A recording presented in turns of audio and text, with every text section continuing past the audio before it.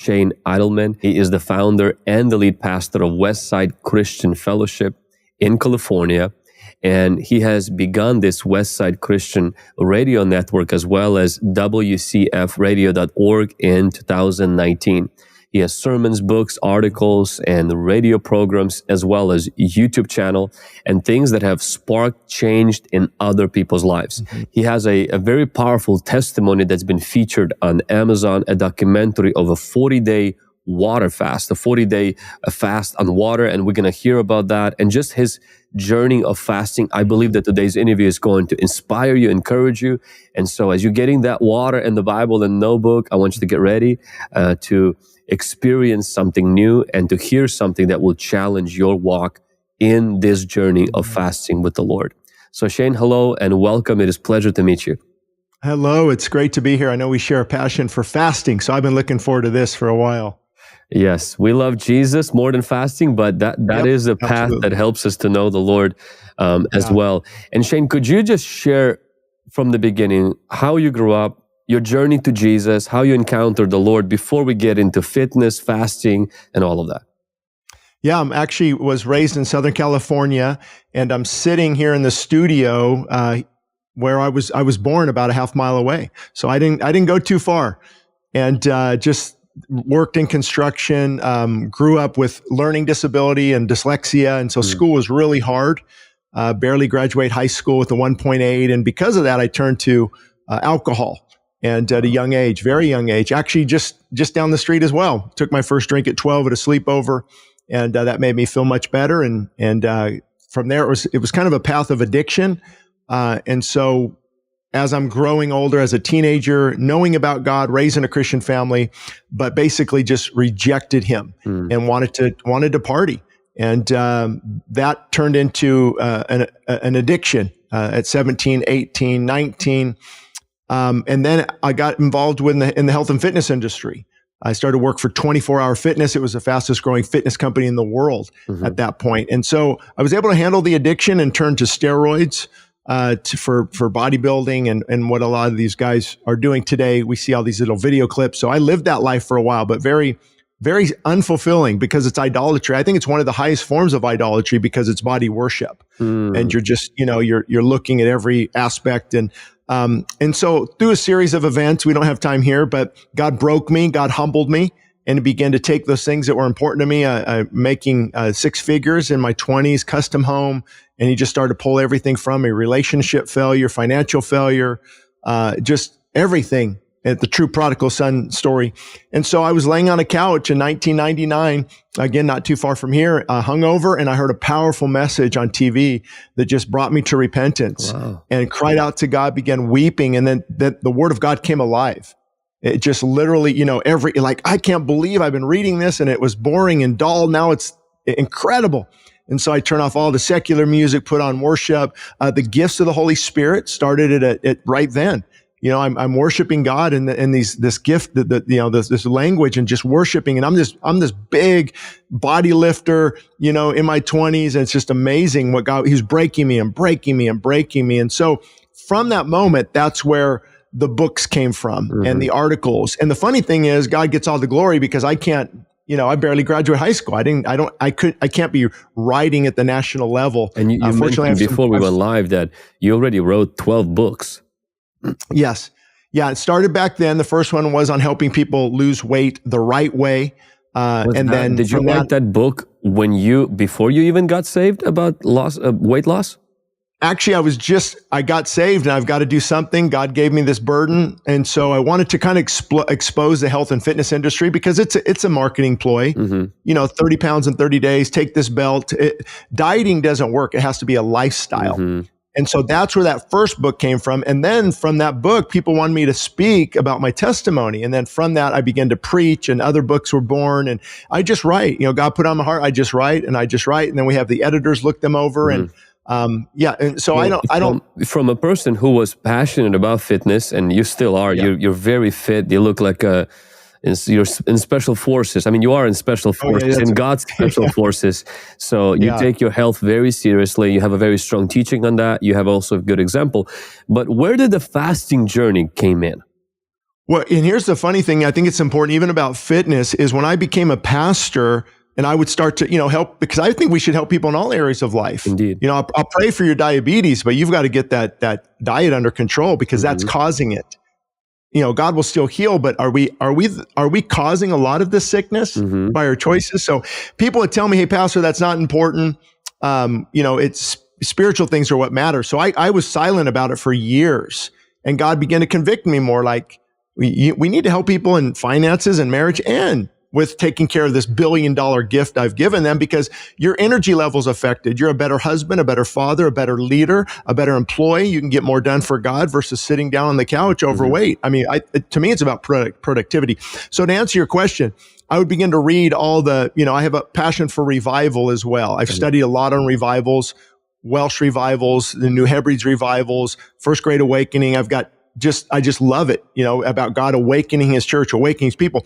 And I would read, Wesley's Journal or Whitfield or David Brainerd, who ministered to the Native Americans, Hal Harris, Griffin Jones, all these guys on the front lines, and they're fasting. I'm like, why don't we don't hear about that much anymore? And so, Didache or Didacte, the early church writings, they would have people fasting before baptism, Justin Martyr.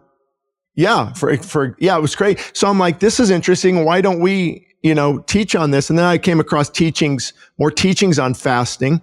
And, it was on, Jesus said, when you fast, not if you fast. And it's in the same, when you give, when you pray, and when you fast. So I think that's why I wear the shirt, fasting mode. We don't want to get crazy. We don't want to get carried, but I think we need to, from time to time, tell King Stomach to come off that throne. And it's about discipline. I don't think once a year is going to cut it, or let me pig out for the next 6 months. Now it becomes a lifestyle. So that I got energized by it. And then I started fasting myself and learning a lot about fasting. Unfortunately, I have a background in health and fitness, so I knew a lot how the body worked.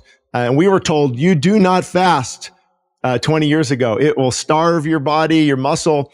There's something called gluconeogenesis where your muscle can actually be converted to fuel. And it's true. You look at a long distance marathon runner versus a sprinter. They look a lot different. The sprinter is very muscular. That's because he's not using a lot of his muscles, energy.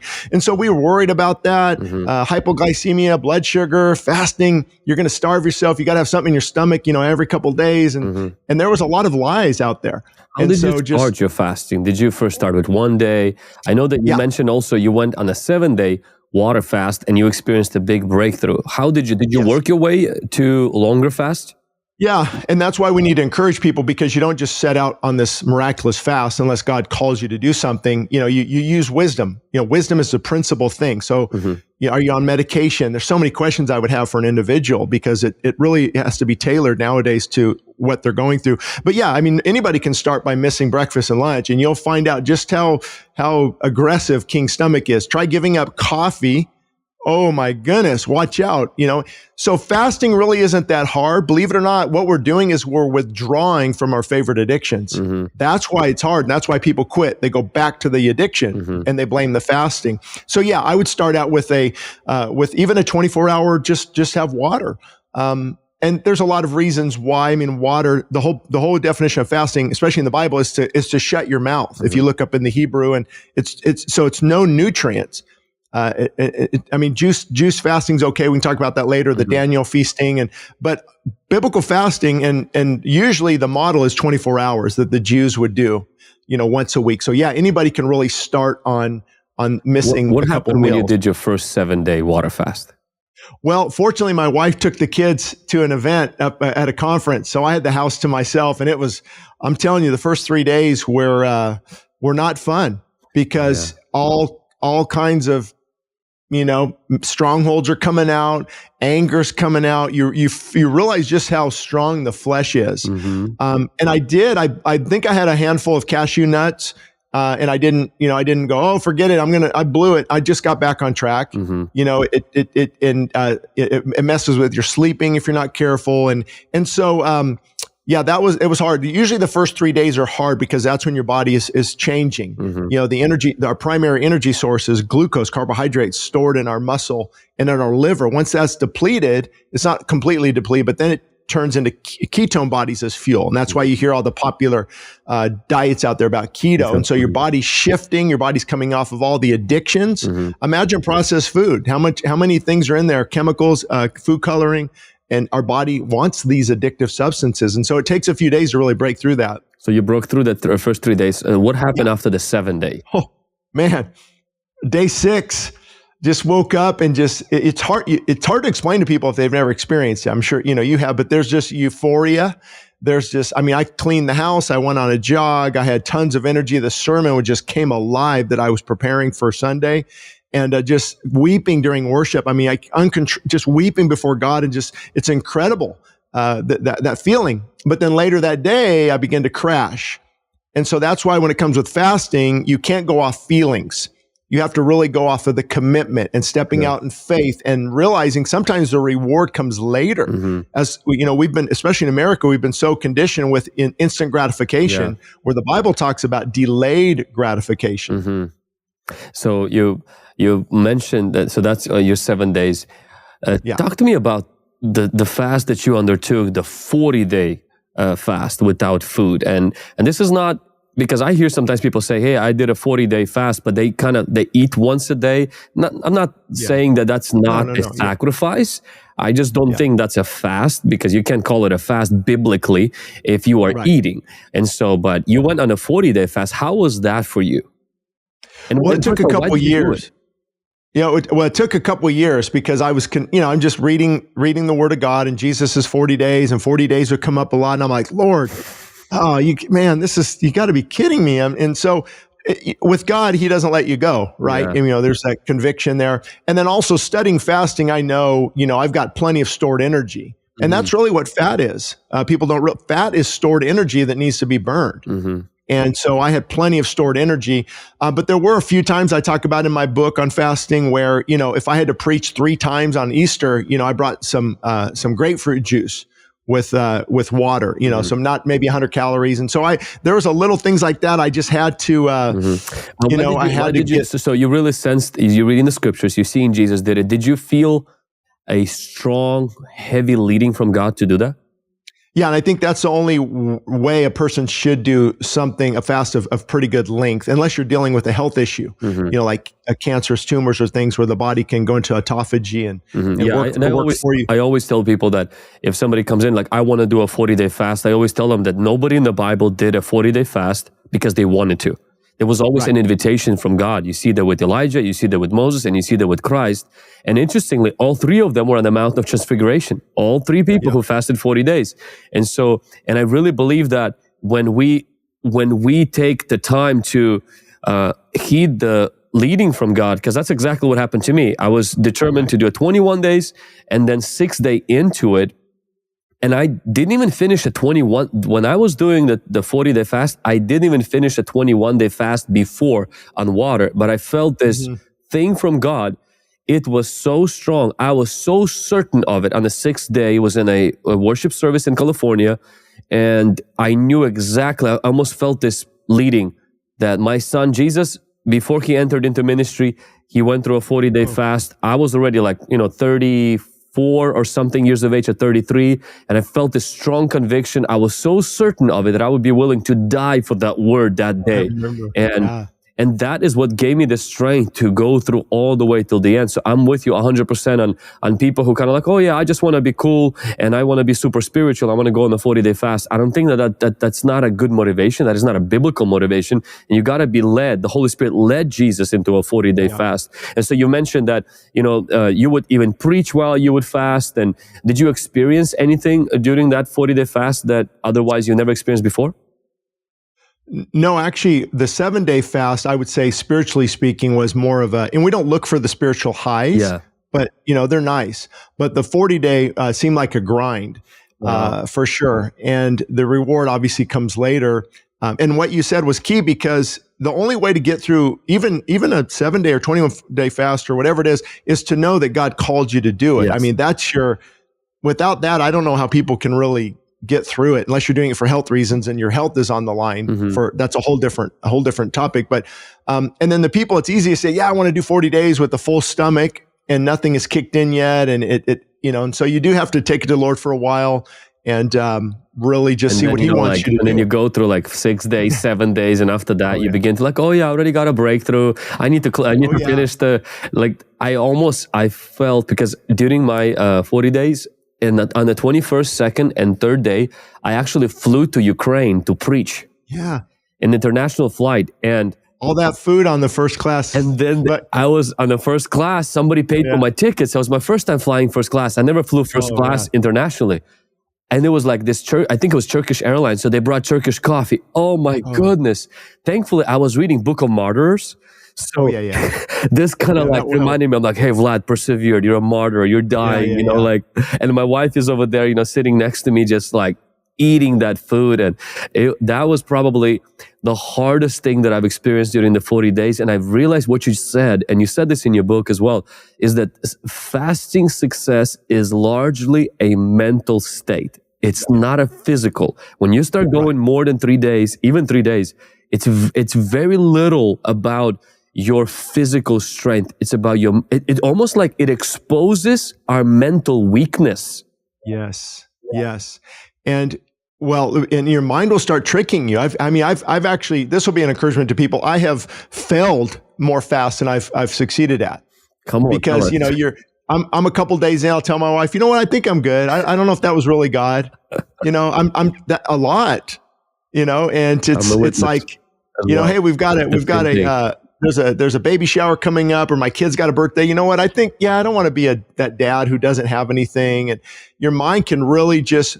But on the flip side, we have to be careful, because it can turn into a not a disorder for necessarily, but a fanaticism. Like, I got to fast all the time without a breakthrough. God doesn't love me more when I fast, but I sure love Him more. That's right. That's so good. And so, and I don't think a person would have to fast as much if they had a fasted lifestyle. Yes. Where maybe a day a week, and maybe. Or do we have to overeat every night? I mean, if we look at our diet and gluttony, I think we should incorporate fasting a lot more. Practicing at least intermittent fasting, not eating breakfast or something, and that's what I started to, when I started to kind of go into fasting more. And when I was a teenager, I practiced it once a week, and then I started to do it just 3 days a month, and then and really cutting back breakfast. It's for health reasons, and for me for spiritual reasons. That time belongs to the Lord, and then to feel that hunger. It reminds me of the hunger that people feel around the world, not by choice, but because it's imposed on them. I feel that connection to the poor and to people who are hungry, and also, of course, it restores our hunger for God. But I love what you highlighted. God doesn't love us more. We feel greater sensitivity to Him. I like to say this is the fasting. It doesn't improve my worth to God, but it improves my spiritual weight in God. I lose physical weight, but I gain that spiritual weight. Now, you mentioned, and I love this, the fact that you highlight that even in your book and in your teachings about the Daniel's fast, that it's really a Daniel's healthy eating plan versus the fast. Could you speak into that a little bit? Yeah, and I don't even think the Bible says Daniel fasted. No, it doesn't. I think it's a name. I have to be careful, because every time I talk about this topic, people email me and I had great benefits from the Daniel, and I think it's great. 100%. I think it's awesome. I mean, if more people could do that, and it's not easy, because there's something called ghrelin. I don't know if you know what ghrelin is. It's a hunger hormone. So water fasting is actually easier after 3 days, because hunger stops. Mm-hmm. But if you're trying to limit calories and only eat 1 meal a day, that ghrelin is going to stay. You're going to be hungry all the time. That's why it can be more challenging to do that. I don't know how people do 21 days on the Daniel's. I wouldn't call it Daniel's fast. I do believe that some people genuinely abstain or limit themselves partially. And some people, because they cannot fast completely due to some health things. We do not want to belittle that. I think the Lord sees the sacrifice that goes into it. He honors that. But I do agree with you that the benefit of biblical fasting, where you abstain from food, is that after some time, you do see the hunger go away, and it just remains in your mind, and more remains in your memory, and you kind of smell food, see food, so you're triggered by that. But in reality, your stomach goes to sleep, your body eats off of the fat. And you mentioned also that fasting is really good for leaders. How is fasting beneficial to those who are in leadership positions? Yeah, this might help some people on the Daniel fast too, because I like what you said. Somebody on a Daniel fast for 30 days can get better results spiritually than someone on a water fast for 30 days if the person's on the water fast, if their heart isn't that great. That's right. If they're prideful and look at what I'm doing. So there's huge benefits, and it's very healthy for your body. You're basically saying no to all the addictions. And so it has a place. I would take it to the Lord, like you said.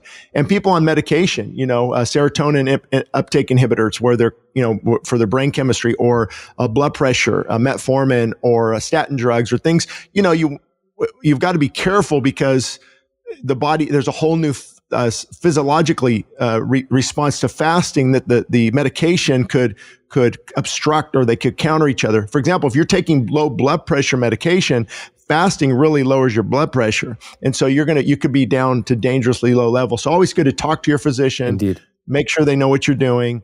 And don't just watch a video of somebody doing a 40-day fast and just say, okay, this is what I need to do. Because we're not medical professionals. You need to go to your doctor, and not everyone should be doing this. We encourage people to, prayerfully consider their health, consider, what they can fast. And then we're going to actually in a moment talk about certain practical things concerning what's happening with people's health when they're fasting. When is it time to end the fast? What about the medications? What about the juice, coffee, and everything? But could you let me know about leaders? Yeah, about the leaders in fasting. Yeah, the Bible talks about even, the qualifications of an elder. If you look at those, one of those is temperance. Mm-hmm. And self-control is a fruit of the Spirit. So I believe leaders, and that's why John Wesley wouldn't ordain anyone unless they fasted on Wednesday and Friday. Wow. And some people say, "Oh, that's legalistic and rich." I don't know if that we could do that now. But his point was, if you can't discipline the body and put it under self-control, we can't ordain you, because you're unqualified in that area of restraining the lusts, if that makes sense. Mm-hmm. Because if you can't restrain bodily appetites for food, there's a pretty good chance you're hooked to porn, or you're hooked to something else, because it's all connected. You can't say, yeah, I'm so strong in this area and then weak in this. I mean, the body, soul, and spirit, they're connected. And so if I'm go as far as to say that by helping to subdue the cravings like food, it helps us to prepare to overcome other cravings. Well, absolutely. Fasting, I believe, is the greatest way to overcome the lusts of the flesh. Back 100 years ago, they would recommend water fasting for alcoholics. And I've got books on that, and the research is amazing. Or pornography. I mean, you're not going to, if you're usually, they call it the animalistic nature, and that if you're feeding, especially on meat and gluttonous food and sweets, and there's a propensity to also excite that sexual type of lust beyond the boundaries. So fasting definitely keeps everything dialed in, because you're starving the appetite of the flesh. See, that's what people forget. That's what fasting does. It says no to these fleshly appetites, and it's going to give you strength to say no in other areas. Mm-hmm. So leaders in the church, I think, you need to be careful. And I know for me, as somebody, I'm different than you, because it looks like the way you're designed, your metabolic rate and things that can stay pretty slender, where I'm inclined to gain a lot of weight, because just, the way I am. And so as a pastor, I kind of felt bad when I hit 240, everything's tight. It's like, it's a reflection of me and my lack of ability to keep that restrained, that lust for food. Now, I'm not saying that, because I know overweight people who have thyroid issues, and they've done so much dieting and the yo-yo that actually has really affected their metabolic rate, and the body has learned to conserve a lot of the energy. And so, but for many of us, especially in leadership as pastors, deacons, elders, on the worship team of all places, you should be able to have some type of fasted lifestyle to where you're able to say no. And because think about it, if we don't say no, at least my flesh is telling me to get up and go to Starbucks at 4:30 in the morning, get a venti coffee and a cake pop, and then after that go to In-N-Out Burger, and then after that lay down and don't do anything all day. And if you're listening to go get some chocolate and some Coke. Mm-hmm. If you're listening to the flesh, it's pulling you in all these unhealthy directions all day long. Yeah. So it's important to take control of that and just and say no. It's interesting what you just highlighted, that We don't hear a lot about that, especially in the Western countries. We condemn the alcoholism, condemn drugs, which are very bad for the body. But we do see a lot of people in the leadership position who do not have thyroid problems, but who have gluttony problems, who have serious discipline issues. And the fruit of the Spirit is self-control. And if we don't have that with what we eat, and sometimes people complain and they say, well, this just runs in my family. Well, you can't blame your family for why you're drinking Coke and eating burgers every day. That's not a family thing. That's decisions already.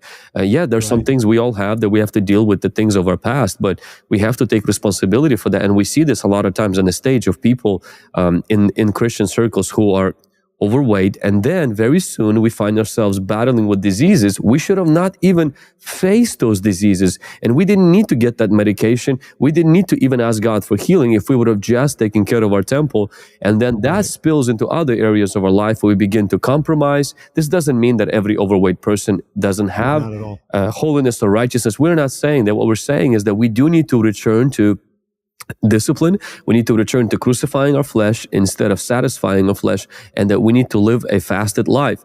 The Lord calls us to that. Now, if we go a little bit more into the actual fasting, and you already alluded to this, so what is ketosis? Well, we are incredibly made by a creator, right? So God has backup plans for everything.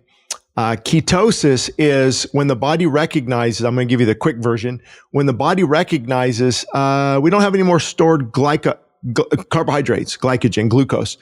I can store about 2,400 calories, let's say, of glucose, okay? It's converted, it becomes glycogen or vice versa. But once that is depleted, let's say I went and fasted all day and I went on a 10-mile walk and I just depleted all my carbohydrates. Well, instead of dying, our body switches. It's how it conserves energy. So now it's no longer going to conserve carbohydrates. It's going to conserve what they call ketosis is ketone bodies. Mm-hmm. So the fat, now my fat cells are being broken down and they're being converted to fuel. And that's where the term gluconeogenesis comes from, converting glycogen out of nothing. And we have to be careful too, because some muscle is converted as well. The body isn't sure how long you're going to fast. So once it recognizes that you're going to fast for a while, something called protein sparing mode kicks in and it saves your muscle. So God is so incredible in designing us. It saves the muscle. It saves the organs, the heart, the liver.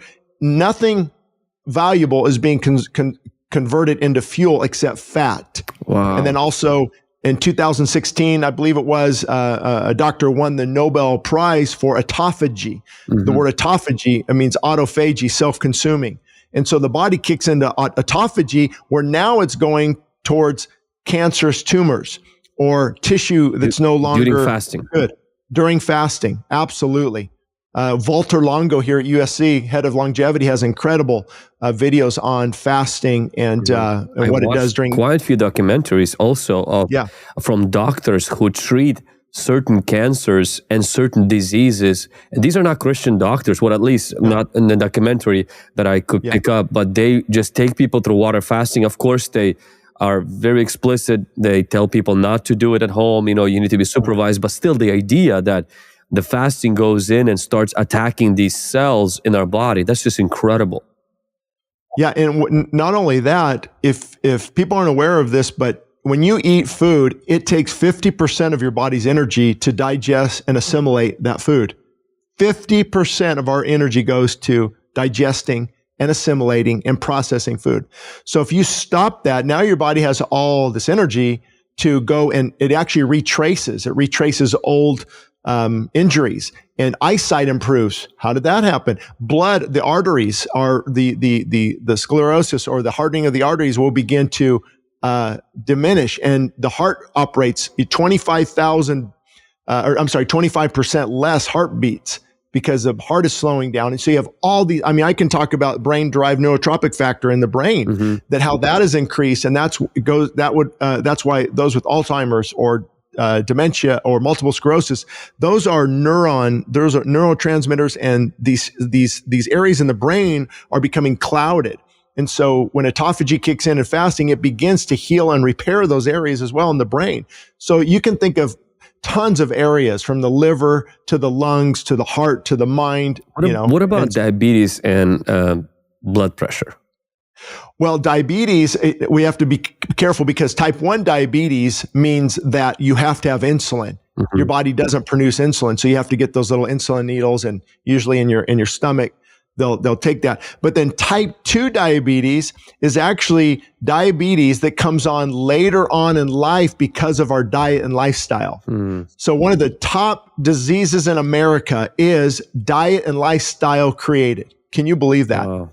So you go to a physician, they say, yeah, you got diabetes, we're just going to have to manage it. Here's metformin, or here's this drug. And all they do is manage it. Very few physicians will say, okay, here's what's causing it.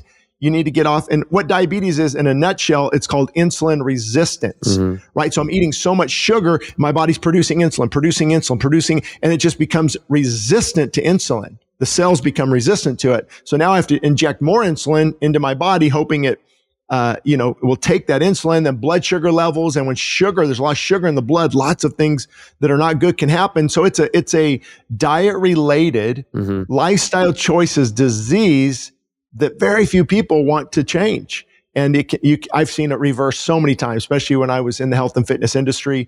It takes it takes some couple months of, remember, food is either giving life or causing disease. There's God-given food. God-given food, whole God-given food is bringing life to the body. The phytochemicals, the enzymes, the vitamins, or Captain Crunch in a box is bringing disease. It's not life-giving. It's man-created, man-manipulated. As a matter of fact, all the nutritional value is removed often. Wow. And it's just a byproduct of sugar, oil, carbohydrates that have been enriched. And then that's why we're seeing so many, look at the pictures from the 1950s in New York versus now. No one was overweight, very few. Yeah. Because we moved a lot more. What about people who are on medications? What kind of people should abstain from fasting? Well, it depends what the medication is, because there are fasting clinics up above me here is Santa Rosa, the True North clinic where they do it, or there's other fasting clinics, and they will actually get you off of the medication before you start your fast. Oh, really? So it depends on the medication, because if you're taking high blood pressure medication, you can wean off of it, and under the doctor's supervision, of course. And then now you can fast even better, or Coumadin, which is a blood thinner. It's getting your blood really thin. The idea is so the heart can process the blood even better, and you have to wean off of that. If it's something, it depends what the medication is. Because wouldn't you encourage, if somebody is on medication, to just go talk to their doctor first before they go and attempt to do some kind of an extended water fast? Yeah, and let me just, before I forget this thought, a lot of people right now are on statin drugs. Okay, statin drugs tell your liver to stop producing cholesterol. And what it does with the carbohydrates. And so now if you're fasting, you've got this things going on in the liver, and you can see how it's they're going to be kind of fighting against each other. So what I would do is, and what I tell people, tell your doctor what you want to do. Don't ask them, because they'll say, oh, fasting's not good for you. Fasting, I don't know about that. I don't think people can go more than 3 days without food. I think that's too extreme. You need to say, no, my lifestyle is extreme. Taking all this medication is extreme. Wow. Dying, 20 years before I should and having no energy for my kids, that's extreme. I want to go on a fast and I need your help. And so, and there are physicians out there. I don't want to recommend any place, because some of these are secular, but I know of them that will do Zoom with you. It's $600 a week, but they'll monitor your vitals every day. They'll contact you twice a day. They'll have your blood work done. And fasting, you're not going to feel well, for sure. So you have to push through that. However, if you're getting heart, palpitations, flustering, and you just then usually it has to do with electrolyte levels, potassium, sodium, and so you can take some electrolytes there. But so I tell people, talk with your doctor, let them know what you're doing. I mean, if they're on a couple different medications, it takes a while to wean off of those medications. And you have to be careful. If you're weaning off the medications, what are going to be the side effects? In other words, what is the medication doing? What do you have to be prepared for? But there's a lot of great information out there that can help people But definitely or like mothers nursing, those for are sure, yeah. nursing kids, little kids, we definitely don't want them to be fasting. So you need to kind of go out of that season and step into the new one. What about people who are underweight? People who are very skinny, they're like, yeah, I can't fast, I'm going to die. What do you say about that? Wait, like you and Isaiah, you got to be careful, right? More Isaiah, not me. I'm okay. I have enough of fuel stored. Isaiah doesn't have a lot of fuel. Well, here's the thing many people don't know. You'd have to, and you were right, nursing moms for sure, kids who are, I don't know, still growing and needing some of those nutrients and things. Mm-hmm. However, there's a lot of research, I have books on it, where when kids would get sick with the flu or cold, guess what they would do? They would give them water for a couple of days and it would just nail it. So there's some holistic approaches there. What do we do now? We give them juice and ice cream when they're sick. Terrible, bad idea. But though it depends, how are they so skinny because they're malnourished and they're sick? Then that would be, they're having some liver problems or dialysis. And so that would be a whole different thing. But if somebody's just, they're kind of slender or they're pretty thin, actually a fasting, and they're having a hard time putting on weight. Herbert Shelton wrote about this in his book on fasting, is if they can get them on a 10-day or 15-day or 20-day fast, and they'll lose 15, 20 pounds, and they've got it still. There's visceral fat, there's other fat that we don't exactly see. When they come back, they begin to gain that weight back and even more because the body has been reset. It's been healed, it's been cleansed of whatever is causing that. So it depends how much, how much do they weigh? Are they just, you can see their rib cages and it's, you don't want to go there. Yeah. But it depends on the definition of, because a guy came and said, am I too skinny to fast? And I said, well, if you can grab a little, you can grab some fat here and you've got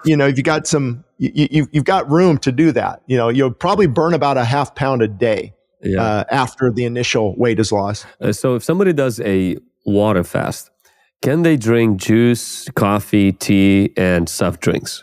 What is your opinion on that? Well, soft drinks for sure, no. Yeah. And you said a water fast, so I mean that kind of sums I know, it up. Nowadays when people say water fast, it includes a lot of things. I heard one person say if it goes through the straw, it's under the law. Oh, that's funny. I'm like, but you can grind a burger. Yeah. Well, and that's why when I tell people I didn't do a 40-day only water fast, I think you actually did. If I had to have a little bit to get through, 3 hours of preaching, 3 services, it was, and so there's a few times where I had to, but, I'm just going to tell everybody the information, then they can do with it what they think is best. So if you're doing it for spiritual reasons or you're doing it for physical reasons, you want to stay in autophagy and ketosis as long as possible. So no, you can't drink juice. That's glucose. I'm sorry, that's fructose, which is, that's why I don't really agree with the juice diets. I would say eat a grapefruit. Don't juice, 6 of them or orange, because you're getting so much sugar in. The body wasn't designed to eat, a pound of grapes and a pound of carrots and 14 apples. All that sugar is just, it's not really good. If you're going to do anything, juice some green veggies, maybe with a half apple, and just really light on the sugar. But no, juicing is calories. Coke is calories. Even Diet Coke, the aspartame, the sweetener is not good for you. And then if it's tea, I would choose organic herbal tea with nothing in it. There's no calories. But the reason, like fasting experts, right? These gurus will say nothing at all, because even the herbal tea or decaf coffee has no calories. But what about all the potassium and the different nutrients that are kind of coming into play there? So it depends how extreme a person wants to get. I know for me, I just like to do water and it's easier that way, isn't it? Because if you start, well, can I have a little bit of herbal tea? Well, can I have some decaf? What about if I put a little bit of creamer in my decaf? And then you start, all these little compromises are going on. Versus, hey, I've got a pitcher. It takes so much time to now begin to find them, begin to figure out, is this good for you? And then you always want to push the envelope, get a little bit more. And what about, and I know you probably have experienced this about sleeping. A lot of times when I would do a water fast or would do a fast without food, I would sometimes somewhere in the middle of a 21 day, I would start experiencing this insomnia for like a day or two. And is that normal? Yeah, it's normal. And I even tell people, if they're going to fast, maybe plan on taking some vacation time off of work, get to where because the environment, the atmosphere, I can't believe you traveled to Ukraine. I mean, that would be impossible for me. I need somewhere quiet, and because I've got 5 kids at home. Yes, so, I don't have kids yet. So, and you do now. Congratulations. I'm so excited for you guys. I don't know if that fits, but, so what was the question on the sleeping part? Oh yeah. So yeah, that's really normal. I've known many people who quit fasting because I need to get more sleep. Actually, your body knows what it's doing. The reason we need a lot of sleep sometimes is we need more recovery. That's what sleep does. I don't know if people know that, but you're not building muscle in the gym, you're breaking it down. And then when you sleep, it rebuilds and it recovers. Same thing with, we're in a fast while we sleep until we have break fast, the breakfast. So sleep, REM, especially deep REM sleep, is where all the healing takes place, neurotransmitters, regeneration in the mind. Sleep is so incredible. But if you're only getting 4 hours or 5 hours, your body's like, okay, I'm ready. It's good. So I wouldn't worry too much about that. I know some people take like, valerian root, that's kind of good to help them sleep. But the reason they don't sleep too, especially, I remember on my first 7-day fast, the first couple of nights, I was like looking at the ceiling till midnight. It's because though a lot of the hormones are increasing. Adrenaline's increasing, growth hormones increasing, the body's just work. And so you're not going to be that tired. But then there's other times where by 7 p.m., I can just go to sleep, and I sleep like a baby for 9 hours. So the body knows. But then the next night I'm up at 1:30, maybe get 4.5 hours of sleep. You have to plan on that, be prepared for that. You also alluded to this earlier, that sometimes during fasting, we experience very interesting emotions. Yes. Our emotions are all over the place. I remember first time that it happened to me, I actually almost broke the fast because I was moody, cranky. I was easily irritated. And I was thinking, man, I'm ruining my fast by, having all of these emotions. I should be like a dove, gentle, nice, and kind. And I'm all like almost snappy. And I find it interesting. In the Old Testament, it says that fasting, when it speaks of fasting on a Day of Atonement, it says it's a day to afflict your soul. I never thought about that. I was always thinking, fasting is to afflict your body, but in reality, there's something that's happening with your soul. Can you speak a little bit into the emotional experience of fasting? Yeah, and I want to encourage people, if you're not feeling that great and emotionally you're not feeling that great, be encouraged because you're actually healing. You're getting, it's a healing crisis is taking place. So you might even be healed emotionally. I've known people who've been healed and set free of bitterness and anger and unforgiveness, and as these emotions are coming out. So, of course, I'm not an expert in this, and the Bible isn't crystal clear, but my thought is the flesh gets angry, right? When it can't have what it wants. And so, man, I can't have food. I can't eat dinner tonight. And you're restraining the flesh. You're resisting it. Well, it's not happy about that. And so some things come out. I remember I was mad I couldn't eat. I mean, I was legitimately mad I could not eat. I don't know if you've ever been there either. And also with the interesting thing about the mind, a lot of people don't know that they're finding that a lot of our emotions, serotonin, and these feel good emotions, different things are directly affected by our gut bacteria, our microbiome and things. And so when our body's changing and shifting, also the hormones are going to be, because that's what emotions are. Serotonin, right? These hormones that are released by the body to feel good. And so when the whole body there's an upheaval and healing's taking place, then these emotions are just going to come out. It's a byproduct of the body resetting and healing. I wish I could. I'm telling you, fasting, I mean, there's some incredible days. I will not, those days, those mornings I get up and I just put on worship, I begin crying. Oh, yeah. I end up on the floor. And I'm just weeping, crying out to God, and like hour and a half, 2 hours go by. And then there's other mornings, I don't even want to open the Bible. I'm like, I'm just so ticked off this morning. Golly, I'm in a bad mood. And so your first thought is, I'm just going to eat something. This is ridiculous. Yeah, this is not helping anybody. No, this is not helping anybody. Yeah, but if you can press through those things and see, isn't that faith? Yeah. I begin to realize that if I always felt great, it would be easy. Yeah. But my faith is challenged. My commitment to fast, Jensen Franklin calls it the power of the made up mind. And but Lord, I'm stepping out in faith. I don't feel good. And actually that takes more faith to me, because in spite of how I feel, I'm going to trust you. And Lord, I just want to seek you, God. Would you pour into me again? And you begin to press in even when you don't feel like it's powerful. And I think fasting allows that. It opens the door for these crazy experiences with God, but it also, God doesn't want you to live off of them only. He wants you to live by faith, because then you crash as well. But we do want to highlight something, and you mentioned this as well in your book, is there's a difference between normal feelings when you're fasting and abnormal. Could you speak a little bit about into that? Because if there are some abnormal where people actually will need to stop the fasting. Yeah. And now, are you talking about mentally now or physically, how the body feels? Physically. Or both? Physically. Both. Okay. Because, the normal ones, when you're tired, grumpy, lightheaded, dizzy, but there are times where people during fasting can experience actually things that, they might need to stop fasting. It's completely, we have to both have to follow common sense and the Lord as well in this, because the enemy can trick us all the time. Every time I quit fasting, I was convinced that, this was that time, but in reality, I just found a loophole. And so could you speak a little bit about into a situation where somebody might need to stop fasting? Yeah. I'm glad you're opening up about this. Now I feel better. I'm not the only one that, because you can set out with good intentions, but a good idea isn't always a God idea. Yeah. And that's why people sometimes don't succeed. Well, when it comes to filling, and that's why they have fasting clinics where people go and the doctor can monitor. Because I had one girl call me. She knew my wife. Last year, she was on day 18 of water only, and she just couldn't stop vomiting. Oh, wow. And I'm like, you can't go see your doctor. And I'd say I would begin to take in a little bit of juice, take some electrolytes, and get in it. And within a couple hours, she was fine, because the body is just, we are so toxic too, that maybe somebody should start out with a Daniel fast, and then with just juice only, and then work into a water, because if you just flood the body with all these toxins, toxins are actually stored in the fat tissue. I don't know if you knew that.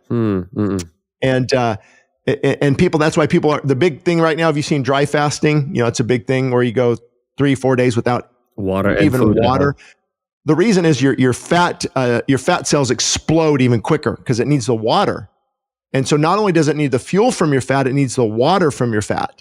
So the results are even quicker in regard to physical healing and things like that. I just don't recommend it though. But to answer your question, that's a hard one, because a lot of people give up right when they're on the brink of feeling better in a couple hours. But I think I do agree with what you said, when people are throwing up nonstop. I know that for my wife, she cannot fast for very long. And it's one of the signs is that she starts throwing up. And so but there are times the Lord leads her, she will go for 7 days, no problem. And other times she would attempt to do even a 3-day, and then the second day she just nonstop starts throwing up. So, in that case, I don't, of course, encourage her to just persevere. I just, encourage her to say, hey, she's a little bit smaller. So I just tell her to stop. So I think it's important to use wisdom and to practice, this, discretion. But you're right. A lot of times we have so much toxins in our body that, all of this stuff is coming out, and we just need to allow it to come out. Now, when it comes to somebody, let's say, coming to an end, something when you were saying this, I was remembering. On refeeding. Well, can I throw in a couple other things on what to look for? Go ahead. But in the vomiting, sometimes it's normal. Like if my bile and my body's getting rid of, because what you'll see when you're fasting is you'll have a lot more mucus, a lot more skin breakouts, and the bile in your gut and things needs to be eliminated. So that can be a good thing. But if you're feeling sick, run down, and I can't stop throwing up, those are some red flags. Or heart palpitations. I always look for, people might have some heart palpitations, here and there, because the heartbeat is regulated by what? Electrolytes.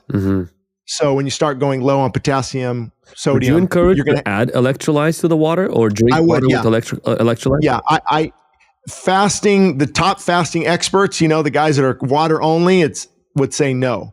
But because I think we're so depleted, and there's electrolyte powder with no sugar. I wouldn't have any sugar in it. And it's actually, if you get the one that drops into the water, it tastes like salt. What about fasting salt? Do you know what's Well, it depends what, I mean, there's a lot of different kinds of sodium, the table salt versus what they sell in the restaurant versus Himalayan salt versus, I think it depends a Himalayan salt that I saw, because I heard that so what I would experience in my fasting is that a lot of times I would experience pain in my joints. Yeah. And when I would research, I would see that that helped. So when I would add a little bit of that Himalayan salt, or just the fasting, it's even called fasting salt, to my water, especially when I would go to sleep, it helps to, well, actually it didn't help all the time. It just helped once in a while. Yeah. Well, I think people should use wisdom, like you hit the nail on the head. So yeah, I think taking in I mean, I wouldn't take in a lot every day, just enough when you're starting to not feel too good. They can really help out, some people. And what about bone broth? What about this? It all depends on what a person's goal is, what God is leading them. But I think those are the biggies, heart palpitations, dizzy, passing out, vomiting, those are some good indications that it's time. And I think even when somebody starts to fast, I like what you highlighted, that don't go into a fast stuffing yourself. And I used to be like that. When I was younger, when I was like a teenager, I would wait till I would go to the local fast food till 11:59. As long as at 11:59 the burger was in my mouth, it counted. That's it. And that's it. And then I would chew on the way back home and then do a 7-day water fast. Now that was stupid and foolish. And I don't know what I was thinking, but, and that actually makes your fast worse. And I think God looks at that a lot of times, and he sees pure gluttony, because that's all it was. And then I would end the fast in a similar way. One time I remember I ate, 6 these sweet things. Forgot the name of it, and I spent about 40 minutes in the toilet. I mean, I was hurting so bad. I repented, cried out, and I really felt like God was saying, "Hey, I'm not just looking at your fast. I'm looking at how you're entering it and how you're exiting it. What is the best way to exit a prolonged fast?" Well, they call it refeeding. And you can have refeeding syndrome. You can actually get sick. People have ended up in the hospital. I know some people who end up in the hospital. Yeah, even possibly died because the body, and again, it depends how long. Let's say even if you go 3 or 4 days with water only, I would introduce food at a slow rate for a day, juice and things. And if you go 7 days, you definitely want to take maybe a couple days. So it depends on how long the fast is. But if it's a 21 days, how long would you recommend? If it's a 21 day, probably, I mean, they recommend, for every, every 5 days, take one, one to refeed. So if you're at, what would that be? Almost 4? That'd be about 5 refeeding days. And it's hard because you're going to ignite that hunger again. So you have to be vigilant, like every 2 hours, maybe a half of an orange, some orange juice. So you have to have a plan in place. And it's almost it takes more self-control to exit the fast properly and to actually fast. Absolutely. But you made a good point. God wants us to use wisdom and steward this gift of health. And the Bible doesn't say how to refeed. We don't know. But that's the best thing to do is you start out slowly. I wouldn't do animal products or dairy or fast food or I just think of God-given food, some steamed veggie. So if after 21 days, what I would do is I'd start having some juice. I'd start having some grapefruit or orange juice mixed with a little water. You get that going, maybe some grape juice a little bit later. And then maybe the next day, some more juice, maybe a couple pieces of an orange, some bone broth. And then you keep, you just keep kind of until you can tell. Usually when I end a fast, I can tell, okay, I need to, that's good. And then if I break that barrier, then I start to get a stomach ache. You will look at food and actually, if you eat this, it will be bad. Yeah. Your flesh cries out for it, but your spirit says, don't do this. Take it slow. It's always better to do it slowly than to do it faster. Now, in your book, you also have a 6-point priority plan. I want to speak a little bit about after fasting, because our health is not just about, fasting can really help a lot with health, but if we don't actually develop a plan on how we live with eating, it's really bad. You mentioned in your book 6-point priority plan. Could you go through them? Yeah, I didn't look at all 6 points today, so I don't recall exactly, but they're usually the ones I always tell people. So if you remember one, let me know. But it starts with, because the fasting, we have to remember, fasting it's not really a great idea if you go back to the old lifestyle. you give up all these things and then you do this and then you go back to coffee, nicotine, alcohol, processed foods, and you gain the weight back. I mean, it's not the whole point of fasting to me is I wrote a book called 40 Days to Reset Your Life. And fasting is a reset. And that's what you do. So what you have to do is focus on God-given food in moderation and activity. So there's 3 things right there. Okay, I'm going to eat God-given food. Is this God-given food? Did God create this? And of course, you can get into the meat and dairy debate. And the Bible, for now, I mean, it looks like it allows meat and dairy, of course, goat milk and things. But you want to make sure it's clean when possible. I mean, I don't do things perfectly 100% of the time, but it's God-given, clean, in moderation. Because you can gain a lot of weight on just plant-based diet because you eat tons of nuts and cacao, chocolate, and peanut butter. And so it's in moderation, God-given, and then also activity. For example, it's going to happen tonight. I'm going to pick up my son. His baseball's over at 5, but I get there at 4 and I walk for 2 miles while they're practicing. Wow. And that's kind of been my, instead of sitting in a chair like most parents, like I want to, so you have to be proactive on getting off the couch, getting off the TV. I don't feel like right now. Trust me, you will. You've got to discipline your flesh. And so, of course, and then spiritual health is number 1. First thing in the morning, time with that has to be the foundation. Yeah, you mentioned the first one is the spiritual health. The second one is what you just mentioned, eliminate the heavy weights like nicotine, sugar, alcohol, coffee. Number 3 is less is more, meaning eat less, don't stuff yourself. I also hear that it's very helpful not to swallow food, but to chew it. And that's my big problem is I like to swallow. I see food as like a goal to accomplish versus something to enjoy. Number 4, you mentioned that we have to move more, a lot more, meaning increase physical activity. Number 5 is green feeds the machine, you call it, and colorful is powerful. So this toward more of a plant-based diet, things that God created. And then and number 6 you mentioned is to practice intermittent fasting at least for 16 hours. Yeah. Think about how we are created. I think for thousands of years, you didn't have an AM, PM, and a Taco Bell, and to prepare a meal. I mean, they'd have to go out, they'd kill the chicken, and so to eat every 3 hours is not. I don't even think it's wise. It's just a form of eating too much and gluttony and having that really control our life. But also when it comes to this type of lifestyle, encouraging people to fall forward. You get back up. That's where all of us, those who succeed, didn't succeed perfectly. They blew it in fasting. They blew it in their diet, but they keep getting back up and going forward. Okay, I blew it yesterday. Lord, I'm getting back on track.